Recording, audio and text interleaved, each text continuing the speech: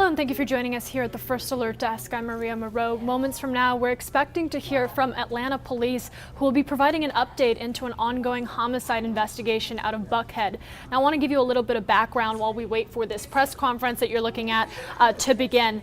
This is surrounding an incident that took place on the 1200 block of Peachtree Battle Avenue. Now, we first reported that to you on Atlanta News First. We've since learned that a 57-year-old man was actually found dead in a Buckhead driveway in that area. He was found with multiple gunshot wounds, is what officials told us, and police at this time believe that he did not live in the area where he was found. Now, that man has since been identified as Christopher Eberhardt. The interesting part about this story, we heard from bystanders when we first brought you this report, and that was that this is a busy roadway and a lot of cars pass through this area, but it was a 9-year-old girl who first saw Christopher's body and told her mother, who ended up calling police.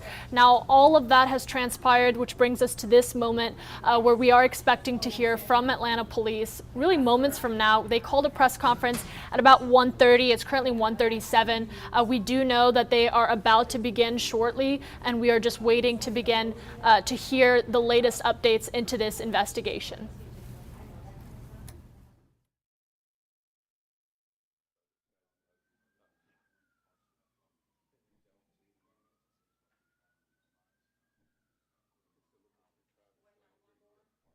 While we are waiting, I am going to let a few people join this live stream. If you have any questions regarding this investigation or what you expect to hear out of Atlanta police, comment them below. We'll try to get those answered. But for the time being, what we do know is this happened along the 1200 block of Peachtree Battle Avenue. I'm going to pull up a map here to show you the area a little bit more while we wait. But what we do know is that man, Christopher Eberhardt, was 57 years old. He was found in the driveway of that location, and that has launched a homicide investigation because he was found, according to police, with multiple gunshot wounds.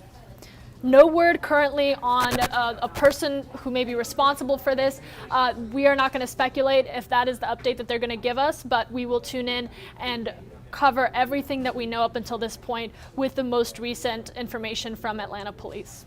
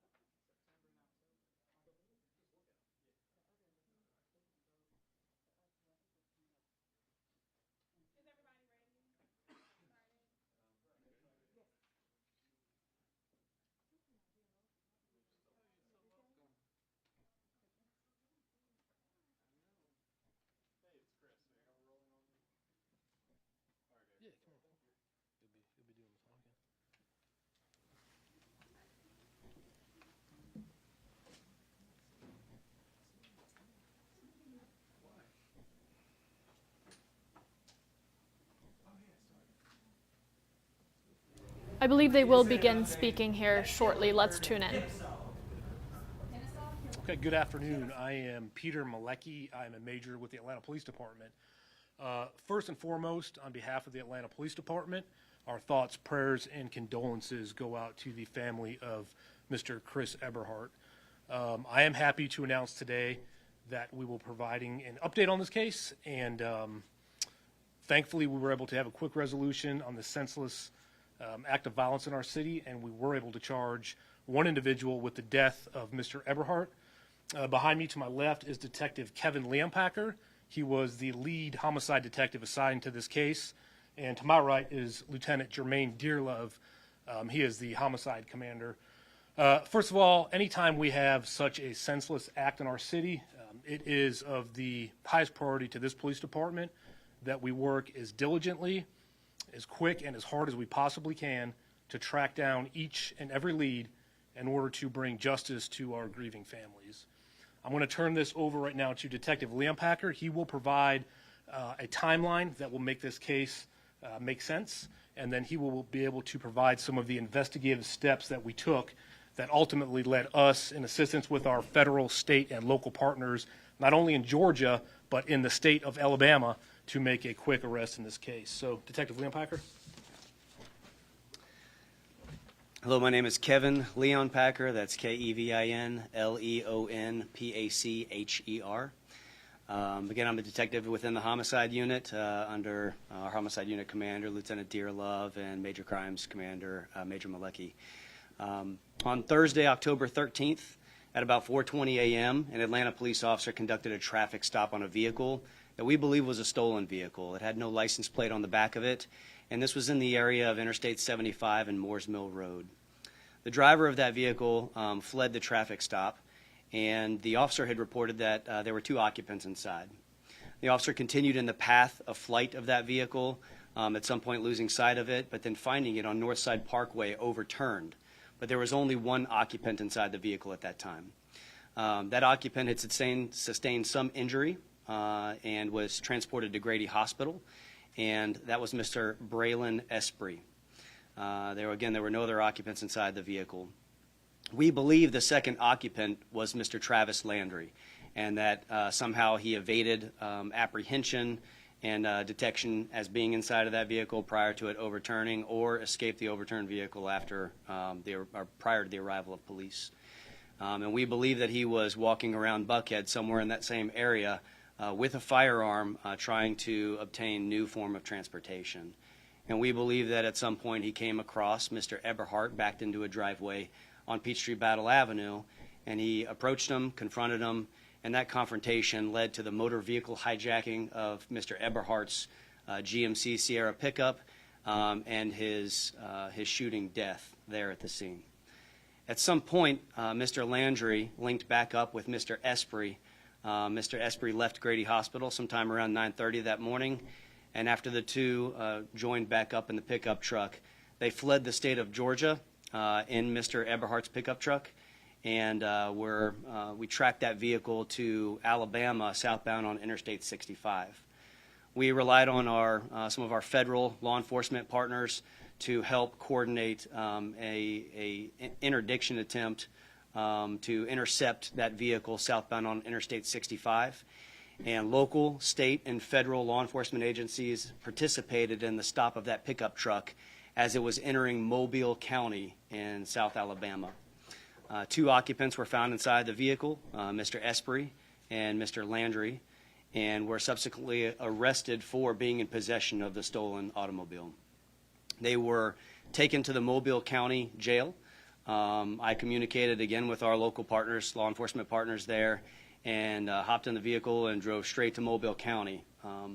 I was there at the jail until about 4 o'clock Eastern time, trying to conduct interviews with these individuals, and the next day continued processing evidence to include the victim's pickup truck. And based off of evidence that we recovered from the individuals in the vehicle, evidence from inside the vehicle and the processing of that vehicle, warrants were issued late Friday night for Mr. Landry's arrest for murder, motor vehicle hijacking, felony murder predicated on motor vehicle hijacking, and possession of a firearm during the commission of a felony. I want to reemphasize that Mr. Esprit was either in the custody of Atlanta police or seeking treatment at Grady Hospital at the time that this homicide occurred. So he is not at this time a suspect in what actually transpired on Peachtree Battle Avenue at the time of the shooting. How quickly were you able to tie Mr. Landry to the crime, and how were you able to do so? We had no idea that the traffic stop at 4:20 a.m. was related to the shooting that happened at 7:09 a.m. until Mr. Landry and Mr. Esprit were found inside of the victim's pickup truck. So as soon as the vehicle was stopped and those 2 individuals were identified, that's when our investigation continued to identify that Mr. Esprit had an interaction with law enforcement earlier in that morning. So not until the vehicle was stopped. 2 quick questions. I assume the traffic stop was because of the stolen tag. Is that? Could you elaborate on the traffic stop? Sure. And also, tell us anything about the victim? I mean, I know you guys shared his name and age. You live in the area. Give us a little information about him. Sure. As far as the traffic stop, when the officer initiated the traffic stop on Interstate 75, he knew that there was significant rear end damage and no license plate on the back of the vehicle. So that was the probable cause for the stop. The status of that vehicle is still under investigation, but there is some indication that the vehicle was stolen from another location prior to our interaction with it on Interstate 75 and the overturned crash. Mr. Eberhardt was a hardworking citizen of Metro Atlanta. He was a framer working in the area with a contractor on some construction on Peachtree Battle Avenue. We believe that he arrived early that morning, probably to beat the traffic as he drove in from Gainesville in Hall County, and was backed into the driveway waiting the appropriate hour to begin construction on Peachtree Battle Avenue. Just to confirm, it was that driveway right next to that home on 1225 Peachtree Battle, right? The drive. Empty lot. Sure. Yeah, he was. Mr. Eberhardt was backed into the driveway at 1225 Peachtree Battle Avenue, which is essentially an empty lot. That the driveway still exists, but the house no longer exists at that location. And is your belief that only Mr. Landry shot, and only Mr. Landry was at the scene on Peachtree Battle, not the other suspect? The investigation is still active and ongoing, and we will work to confirm that only Mr. Landry was involved in this incident, or dispel that. If there's any other suspects that were involved, we hope that will reveal itself as the investigation continues. But at this time, only Mr. Landry is suspected of being involved in the violent confrontation with Mr. Eberhardt that resulted in his death. Any, you guys have any familiar with the two suspects? They have a record, or you guys familiar? I'm not prepared to discuss their criminal history, and I'll emphasize that Mr. Landry is only 18 years old, only turning 18 this year. But that is still a part of the active investigation as well. Are they both from Georgia, or were they from Alabama and came here and then they went back to Alabama? Mr. Landry and Mr. Esprit are both from the state of Louisiana, and my understanding from the investigation is that they traveled to the Atlanta area on Sunday, which I believe was October 9th, via Greyhound bus, and they were staying in a hotel in Canton, Georgia, and that was why they were in the metropolitan area. And their path of flight, traveling from Georgia to Alabama and traveling southbound on Interstate 65, suggests that they were traveling back to the state of Louisiana. New Orleans, or I'm sorry? any specific city in Louisiana, New Orleans, Baton Rouge? Both of them have ties to, forgive my pronunciation of the city, Arnaudville, Louisiana. Okay. Arnaudville. You're really small. Right. Okay. My understanding is that, again, they traveled via Greyhound bus from Lafayette, Louisiana, but again, both have ties to Arnaudville, Louisiana. Could you ever show us the other photo? You got another photo of the other suspect? Yeah, we'll get it back up. We'll get it to you guys. And what was the motive here? Well, what we understand from the initial interaction during the traffic stop and subsequent flight of that first vehicle was that we believe that there were two occupants, but only one was apprehended. So Mr. Landry was in Atlanta, a city that he lacked familiarity with. He was staying at a hotel in Canton. His associate was, again, either in the custody of the Atlanta Police Department and continuing into treatment at Grady Hospital, and it was likely he was unable to reach him. So we believe he was in Atlanta, again, a place he was not familiar with a firearm, and he was desperate for transportation to find some other way to leave Atlanta or link back up with his associate. More questions? Can you clarify, confirm, when did you guys spot him when law enforcement spotted him in Alabama? Sure. After the shooting, was it that same Thursday or was it Friday? It was that same Thursday. So again, the general timeline is 4:20 a.m. We have the traffic stop. 7:09 a.m. residents reported hearing gunfire on Peachtree Battle Avenue. About 7:29 a.m. the victim was discovered, and after identifying him and the vehicle that he owned, it was about 3 o'clock in the afternoon that we tracked the vehicle to Interstate 65, and about 4 o'clock in the afternoon, Eastern Time, that the vehicle was stopped and those 2 occupants were detained by law enforcement. Are they still in Alabama, or are they back here in Georgia? Both Mr. Landry and Mr. Esprit are still in the Mobile County Jail in Alabama. All right, yeah, that's going to be the last one. For these photos, we can go ahead and get them to you over the email, send them out to the media list, and if y'all need anything else, let us know. All right, thank you. All right, let's recap everything that we know at this time. A lot of updates just came from that press conference. I want to take you through the timeline. So this all began Thursday, October 13th at around 4:20 a.m. That's when a traffic stop was initiated. You heard from Atlanta police along I-75, and that led to what Atlanta police say the driver of the vehicle fleeing police. The vehicle was later found overturned along Northside Parkway. We know that at that point, Atlanta police told us they lost the 2 occupants that they believe were originally in that vehicle. One of those occupants they identified as Breland Esprit. He was actually found in the vehicle and taken to the hospital, of course, but the other person that was originally in the vehicle, they could not find them at this point in the morning. Now that brings us to the current investigation into the homicide in Buckhead, and I want to take you through that a little bit just so that you're all caught up on what we talked about at the beginning of this live stream. This is a homicide investigation surrounding 57-year-old Christopher Eberhardt, who was found shot to death multiple times in a driveway in Buckhead. Now, Atlanta police told us that they did not believe that the victim, Christopher Eberhardt, lived in that area necessarily, or in the vicinity of that area. That remains part of this investigation, but that's where his body was found, along the 1200 block of Peachtree Battle Avenue. And I want to take you to a map right here showing you that area. What we heard from bystanders that we talked to when we originally reported this story to you on that Thursday was that this is a busy area.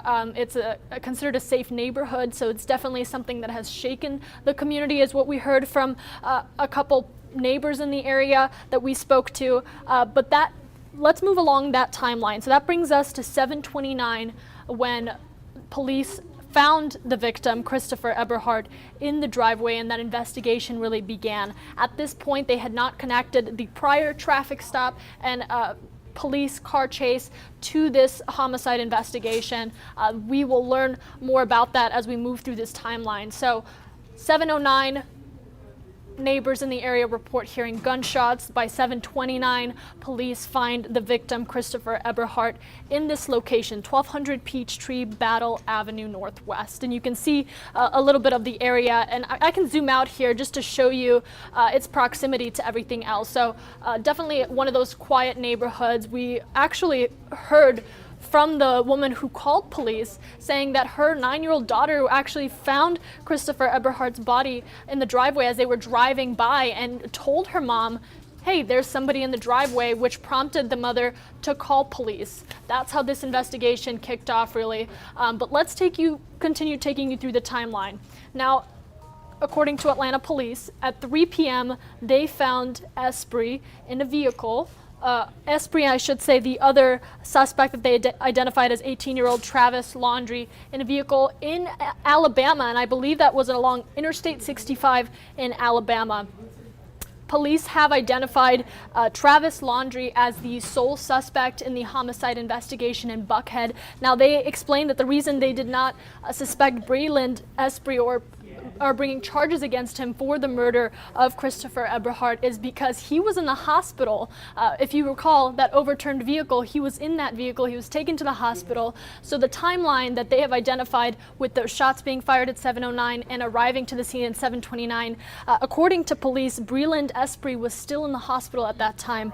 Now, Travis Laundrie, police said, was in the Buckhead area. They believe the motive for the murder of Christopher Eberhardt, they said, was, and I quote, Travis Laundrie being desperate to leave Atlanta. They identified that Laundrie was not familiar with the area, that he they believe he might have been searching for a vehicle to leave Atlanta, and that took a violent turn, of course, with Christopher Eberhardt being the victim identified in this case. Of course, at 3 p.m., the two were found in Alabama. Now, the timeline connecting that, they do believe that Esprit had left the hospital that morning, had somehow met up with Travis Laundrie, and then that they fled to Alabama. And these are allegations from Atlanta police. So at 3 p.m., they said that they identified these two suspects along I-65 in Alabama, and then 4 p.m. is when that arrest was being made. Now, from there, they are expecting several charges to come out. A murder charge that Travis Laundrie is potentially facing, 18-year-old Travis Laundrie, and then Breland Esprit facing charges of possession of a stolen vehicle. We, of course, are going to have more details and that timeline for you on AtlantaNewsFirst.com.